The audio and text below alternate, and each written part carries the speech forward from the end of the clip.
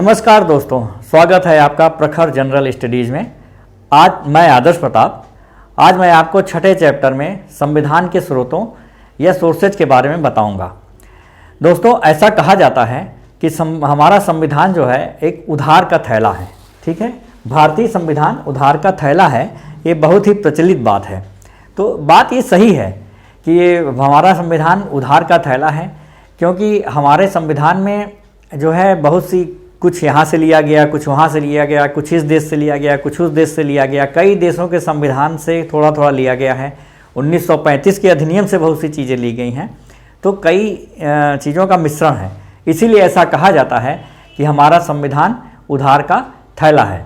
लेकिन यह धारणा भी जो है उसको निगेटिव रूप में लेना, नकारात्मक रूप में लेना, वो भी गलत है कि केवल ले लिया गया।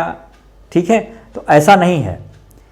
ऐसा नहीं है कि लोगों जिन्होंने संविधान बनाया वो टैलेंट नहीं था उनके पास। ऐसा इसलिए किया गया क्योंकि हमारे यहाँ बहुत विविधताएं बहुत हैं, बहुत सी धर्म हैं, संस्कृति है, जातियाँ हैं, बहुत से भौगोलिक स्थितियाँ वो अंतर हैं। ठीक है, तो हमें एक ऐसा संविधान चाहिए था जो व्यवहारिक हो, प्रैक्टिकल हो। ठीक है, तो ऐसा संविधान बनाने के लिए जो विभिन्न देशों के जो अच्छी चीज़ें थीं, जो हमारे अनुकूल थीं, हमारे फेवर में थी, उसको संविधान निर्माताओं ने लिया है। इसलिए यह कहना गलत, यह संविधान उधार का थैला है, इसको नकारात्मक रूप में लेना सही नहीं है। ठीक है, तो आइए देखते हैं हमारे संविधान में कौन कौन से स्रोतों का प्रयोग हुआ है।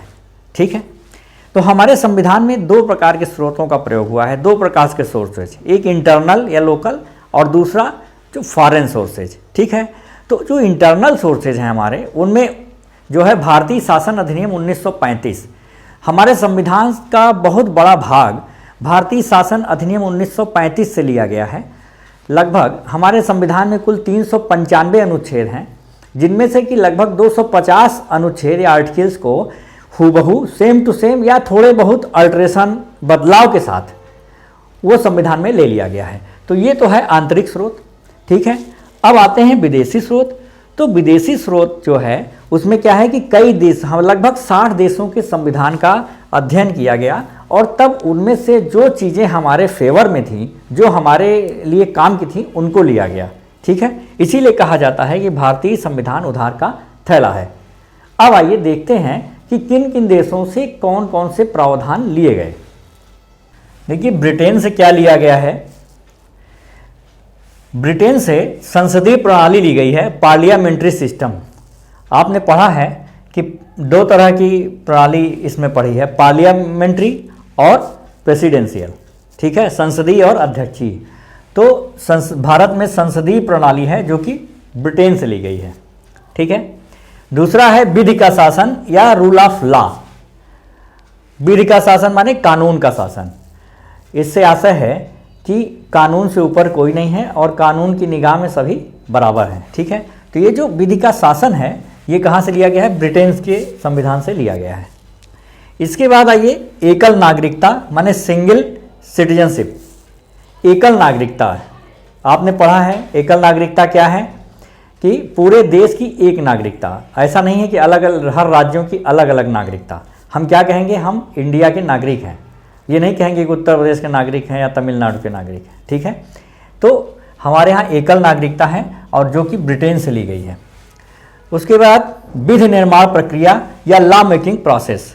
जो संसद में जो कानून बनाया जाता है या विधानसभाओं में जो कानून बनाया जाता है, ये जो प्रक्रिया है उसकी कैसे बनेगा, बहुमत कितना होना चाहिए, कहाँ पास होने के बाद फिर कहाँ जाएगा, किसका सिग्नेचर होगा। ठीक है, ये सब चीज़ें, ये विधि निर्माण प्रक्रिया जो है, लॉ मेकिंग प्रोसेस, ये भी ब्रिटेन से लिया गया है।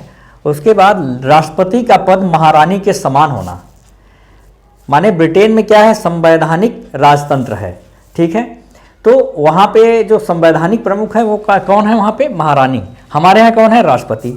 ठीक है, तो वहाँ पे भी महारानी जो हैं वो कैबिनेट के सलाह पे काम करना है उनको। इसी तरह हमारे यहाँ भी संवैधानिक प्रमुख राष्ट्रपति हैं, जिन्हें कि कैबिनेट की सलाह पे काम करना होता है। तो यहाँ राष्ट्रपति का पद जो है महारानी के समान होता है। और ये कहाँ से लिया गया है? ये ब्रिटेन के संविधान से लिया गया है। आइए देखते हैं यूएसए या अमेरिका से क्या लिया गया है। तो अमेरिका से मौलिक अधिकार या फंडामेंटल राइट्स जो है वो अमेरिका से लिया गया है। और देखिए, इसमें याद करने का एक थोड़ा सा हल्का सा कॉन्सेप्ट मन में दिमाग में रख लीजिए। जैसे अमेरिका जो है वो बाद में वो एक तरह से नया बसा, तो वहाँ पे जो है स्वतंत्रता की बात ज़्यादा होती है।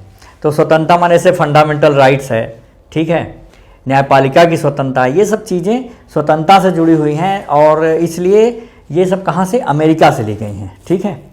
तो ये थोड़ा सा आपको याद करने में मदद करेगा।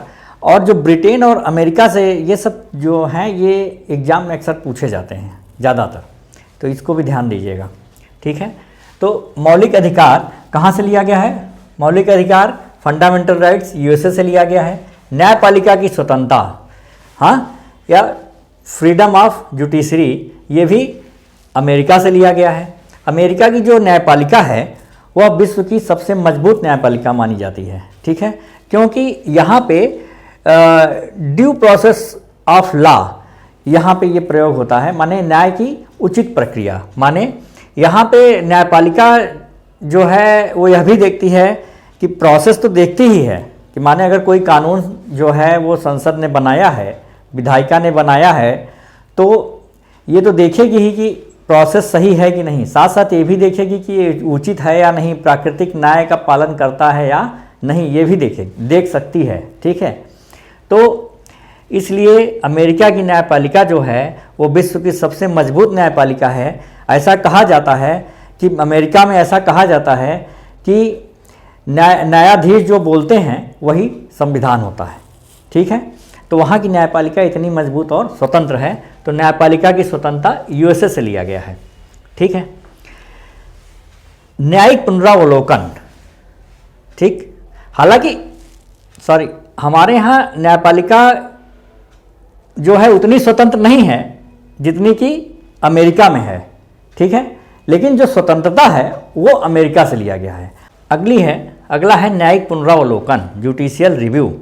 अब ये आपस में ऊपर न्यायपालिका की स्वतंत्रता और न्यायिक पुनरावलोकन आपस में रिलेटेड हैं। देखिए, चूँकि मजबूत है तो न्यायिक पुनरावलोकन की शक्ति भी इनको ज़्यादा है, जुडिशियल रिव्यू की शक्ति भी अमेरिका को ज़्यादा है, इसलिए जुडिशियल रिव्यू की शक्ति वहाँ से लिया गया है। जबकि ब्रिटेन की जो न्यायपालिका है वो विश्व की सबसे कमज़ोर न्यायपालिका मानी जाती है, वहाँ पे उन्हें जुडिशियल रिव्यू का भी अधिकार नहीं है, ठीक है।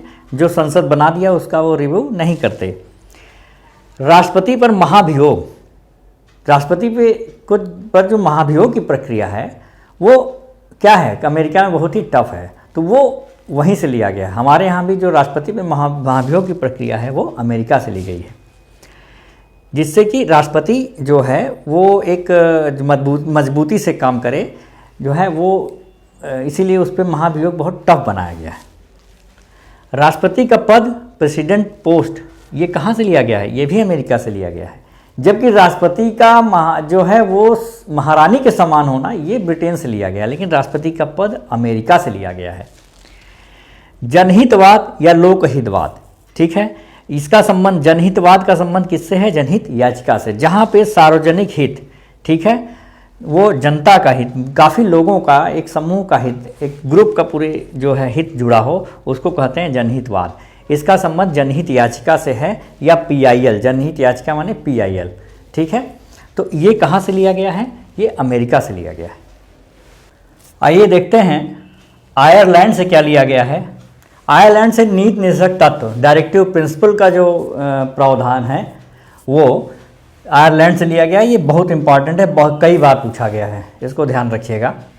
और राष्ट्रपति द्वारा राज्यसभा में मनोनयन माने नॉमिनेशन इन राज्यसभा, वो कहाँ, वो भी आयरलैंड से लिया गया है, ठीक है।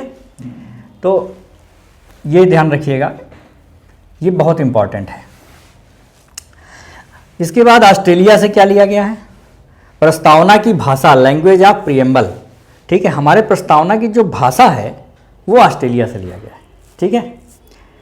और उसके बाद समवर्ती सूची या कॉन्करेंट लिस्ट, इसका जो प्रावधान है, इसकी जो संकल्पना है, कॉन्सेप्ट है, वो भी ऑस्ट्रेलिया से लिया गया है, ठीक है।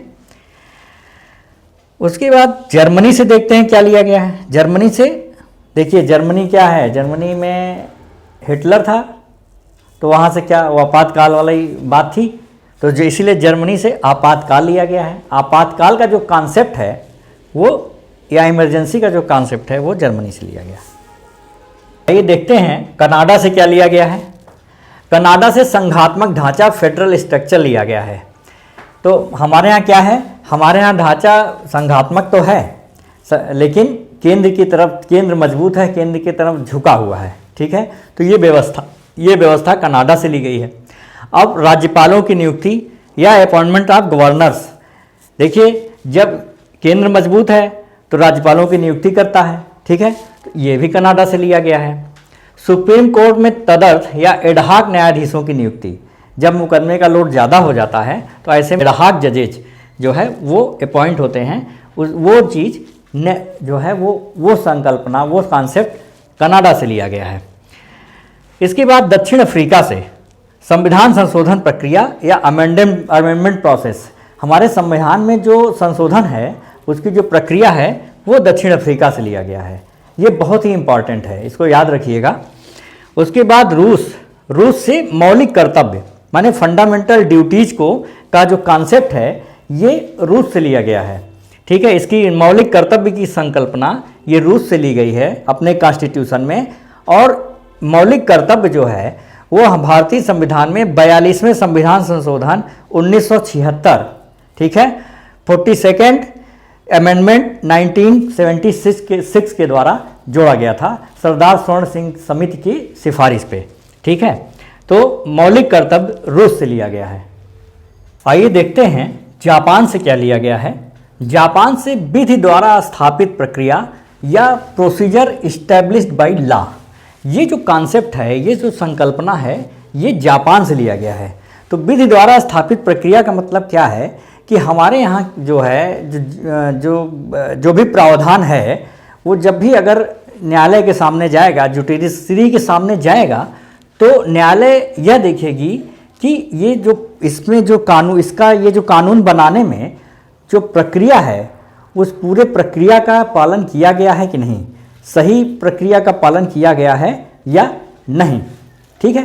तो ये है विधि द्वारा स्थापित प्रक्रिया। हालांकि एक कॉन्सेप्ट और है, ड्यू प्रोसेस ऑफ लॉ, ठीक है, विधि की उचित प्रक्रिया, जो कि अमेरिका में प्रयोग होता है। अब यहाँ पे भी जो है उसका प्रयोग होने लगा है, ठीक है। अच्छा, अगला है फ्रांस से क्या लिया गया है, गणतंत्रात्मक व्यवस्था या रिपब्लिक सिस्टम। गणतंत्रात्मक व्यवस्था से आशय क्या है कि हमारा जो राष्ट्र, हमारे राष्ट्र का जो प्रमुख होगा, माने हमारे राष्ट्र का प्रमुख कौन है, राष्ट्रपति, वो जो है वो गणतंत्रात्मक व्यवस्था से चुन के आएगा, वो चुना हुआ होगा। गणतंत्रात्मक व्यवस्था से आशय है कि हमारा जो राष्ट्र का प्रमुख है, राष्ट्रपति है, वो चुना हुआ होगा, वो आनुवंशिक जो है रूप में नहीं आएगा, ठीक है। जैसे कि ब्रिटेन में क्या है, वहाँ गणतंत्र नहीं है, लोकतंत्र तो है लेकिन गणतंत्र नहीं है, क्योंकि वहाँ का जो प्रमुख है, वहाँ का राजा या महारानी, वहाँ पे जो पद है वो आनुवंशिक है, ठीक है। जबकि हमारे यहाँ ऐसा नहीं है, हमारे यहाँ जो राष्ट्र का प्रमुख है वो चुन के आता है। तो ये गणतंत्रात्मक व्यवस्था है जो कि फ्रांस से ली गई है।